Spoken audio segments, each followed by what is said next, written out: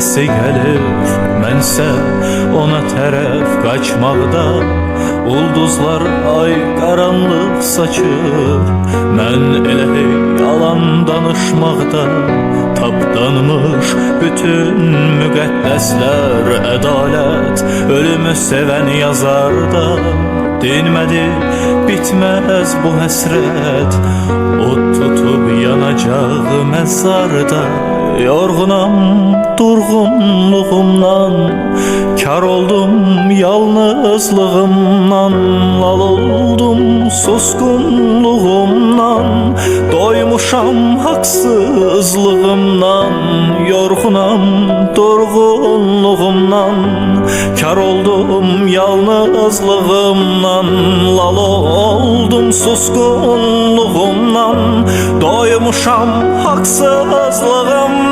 Çirkin vücudumda yuyundum sədaqətimdən, iğrənç yalanlarla dolu saxla təbəssümündən. Yalanlarda belə iğrənib bəraətindən, pak olmuş bütün çirkablar təkəbbürünlə. Yorğun körpənin dinmək bilməyən göz yaşlarıyam, cəsədsiz qanlı kəfənəm, simasız baş daşıyam. Allah küsmüş dirilərə bezmiş şeyfani insan, mən qibləgahsız peyğəmbərlərin qarnışıyam. Çirkin vücudumda yuyundum sədaqətimdən,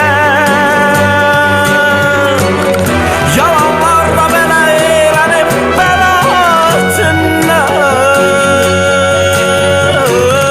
Yorğun körpənin dinmək bilməyən göz yaşlarıyam,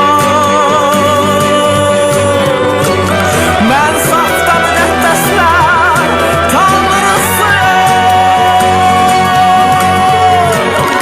İllər sonra gözlərim gözünə baxıb güləndə, qəlbinin içində gizli sızlayacaqsan. Onda yenidən qayıdıb bir də ötən günlərə, mənsiz həyatına birlikə ağlayacaqsan. İllər sonra gözlərim gözünə baxıb güləndə, qəlbinin içində gizli sızlayacaqsan.